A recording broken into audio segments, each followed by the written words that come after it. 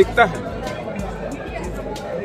हम आप बेवकूफ लोग हैं कि उनके बहकाव में आ जाते हैं, या कोई भी दल का लोग है, एनडीए हो, आरजेडी हो, जदयू हो, चाहे कोई भी इंडिया है या कांग्रेस हो, अगर हम बहकते हैं तब न लोग बहका देता है। हमारे स्क्रीन पर है अयूब खान और रईस खान के तरफ से पूरे सिवान कमिश्नरी के लोगों को दावते इफ्तार की दावत दी गई है। उपस्थिति बहुत है, सभी लोगों की शिरकत रही। क्या कहेंगे? आज बहुत ही हर्ष की बात है कि आज हमारे बड़े भाई अयूब खान जी, रईस खान जी के द्वारा ग्यासपुर में लोजपा के वरिष्ठ नेता हमारे दोनों व्यक्ति अयूब भाई हैं, रईस भाई हैं, दोनों के द्वारा आज यहाँ पूरे सारण कमिश्नरी के सिवान, गोपालगंज, छपरा, इवन मुजफ्फरपुर तक के लोग आज सभी धर्म, सभी संप्रदाय, सभी वर्ग के लोग आज आए हुए हैं इस इफ्तार पार्टी में। ग्यासपुर के मदरसा में इफ्तार पार्टी के बहुत ही बृहद पैमाने पे किया। कल इन्होंने चिराग जी के भी इफ्तार पार्टी में पटना जा करके शिरकत की, वहाँ भी शुभकामनाएं दी। हम तमाम लोग जनशक्ति पार्टी परिवार की तरफ से और इनको पूरे शुभकामना देते हैं कि इन्होंने बहुत अच्छे ढंग से इफ्तार पार्टी का आयोजन किया। पार्टी भी इनको शेख जी को युवा प्रदेश महासचिव बना के बहुत बड़ी जिम्मेदारी दी। चलिए, तो ये थे महादेव पासवान। अयूब खान साहब है हमारी स्क्रीन पर, मेजबान बने थे। आज इन्होंने पूरे सारण कमिश्नरी के अपने लोगों को, यूं कहें कि सभी समुदाय के लोगों को इन्होंने सीधे आमंत्रित किया और कमरुल हक साहब के बने इस मदरसे में उन सभी लोगों ने आज शिरकत की। बड़े पैमाने पर आयोजन हुआ, सबने खुल के इफ्तार में अपनी हिस्सेदारी निभाई। क्या कहेंगे सर? आपके चैनल को मेरी तरफ से धन्यवाद कि आप भी पाक माह के रमज़ान शरीफ आप शरीक हुए, इसके लिए शुक्रिया। और यहाँ सारे लोग आए, अफ्तार किए, ये प्रेम का एक प्रतीक है। और जो भी लोग आए मोहब्बत से आए और उनके लिए मैं शुक्रगुजार हूँ। हम लोगों की हौसला अफजाई करने के लिए बंदिशें सारी टूट गई। चौबे जी भी थे, दुबे जी भी थे और उपाध्याय भी थे और अली साहब भी थे। उम्मीद थी, क्यों नहीं, क्यों नहीं। चंद लोग हैं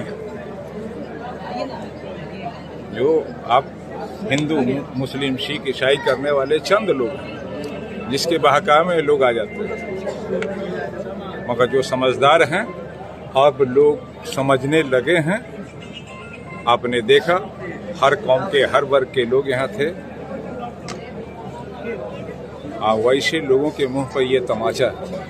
जिन चंद लोगों की बात कर रहे हैं वो लोग एनडीए के ही आरोप लगता है कि एनडीए के वो लोग हैं जो लोग इस तरह के मतभेद फैलाते हैं समाज में। एनडीए के ही लोग हैं तो उनकी मानसिकता है। हम आप बेवकूफ लोग हैं कि उनके बहकाव में आ जाते हैं, या कोई भी दल का लोग है, एनडीए हो, आरजेडी हो, जदयू हो, चाहे कोई भी इंडिया है या कांग्रेस हो, अगर हम बहकते हैं तब न लोग बहका देता है। लोजपा ने बड़ी जिम्मेवारी दी है, आपके परिवार पर अपनी विश्वास का मोहर लगाया है। कैसे देखते हैं, कितनी बड़ी चुनौती मानते हैं आप? हम लोग हमेशा चुनौतियों का सामना किए हैं, इसको भी हम लोग सामना करते रहेंगे। और एक बात है कि जहां हम लोग हैं वहां रहेंगे।